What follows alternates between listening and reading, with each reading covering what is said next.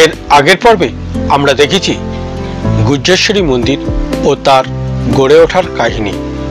এবার এই পর্বে থাকবে আর এক কিংবদন্তিতে ভরপুর নেপালের এক জনপ্রিয় মন্দির, বুড়া নীলকণ্ঠদেবের মন্দির।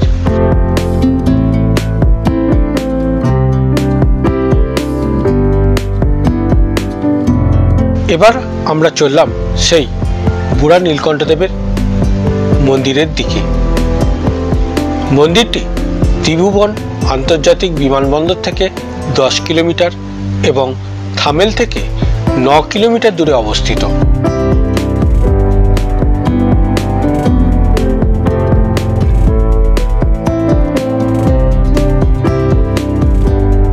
নেপাল রাজতন্ত্রের কিংবদন্তি আছে যে মন্দির দর্শনে রাজার মৃত্যু হবে, তাই রাজতন্ত্রের অবসানের দিন পর্যন্ত নেপালের কোনো হিন্দু রাজারা এই মন্দিরে যাননি।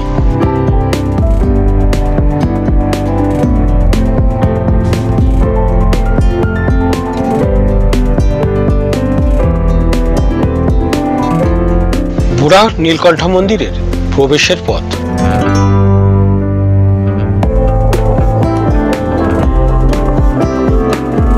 মন্দিরটি হলো একটি হিন্দু উন্মুক্ত মন্দির যা ভগবান মহাবিষ্ণুর উদ্দেশ্যে নিবেদিত।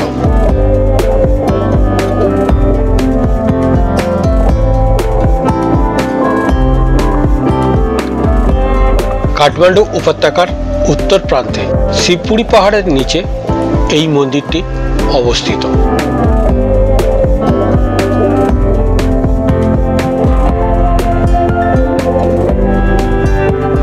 বুড়া নীলকণ্ঠ মন্দিরটি নারায়ণথন মন্দির নামেও পরিচিত।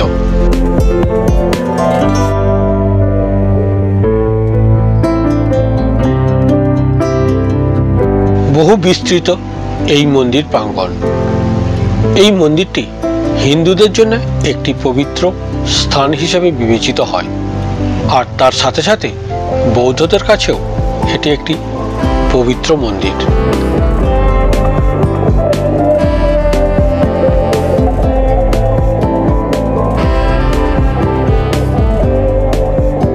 মূর্তিটি ভগবান বিষ্ণুর প্রতীক, যিনি ব্রহ্মা এবং শিবের সাথে ত্রিমূর্তিতে একজন হিসেবে বিবেচিত। মূল মূর্তিটি একটি একক ব্লক কালো ব্যাসাল্ট পাথরে খোদাই করা। এটি মনে করা হয় 1400 বছরের পুরানো মূর্তি। ঘুমন্ত বিষ্ণুর মূর্তিটি 5 মিটার দৈর্ঘ্যের লম্বা। এটি একটি 13 মিটার দৈর্ঘ্যের পুকুরের মধ্যে শায়িত বা বিশ্রামরত অবস্থায় আছে। মূর্তিটিতে ভগবান বিষ্ণুকে মহাজাগতিক সর্প শেষনাগের বাঁকানো কুণ্ডলিতে বিশ্রামরত অবস্থায় দেখানো হয়েছে। বিষ্ণুর 4 হাতে আছে শঙ্খ, চক্র, গদা, পদ্ম। কথিত আছে একজন কৃষক এবং তার স্ত্রী জমি চাষ করার সময় লাঙলের ফলা দ্বারা আঘাতপ্রাপ্ত হন দেবতা। মাটি থেকে রক্ত প্রবাহিত হয়। এইভাবেই দেবতাকে উদ্ধার করে স্থাপনা করা হয়। এটি নেপালের মল্ল রাজবংশের প্রথম দিকের বলে মনে করা হয়। এখানের প্রধান উৎসব হরিবন্ধনী উৎসব কার্তিক মাসের 11তম দিনে অনুষ্ঠিত হয়। বহু হাজার তীর্থযাত্রীর উপস্থিতি হয় এখানে। এটি ভগবান বিষ্ণুর দীর্ঘ নিদ্রা থেকে জাগ্রত হওয়ার উদযাপনের বছরের মূল উৎসব।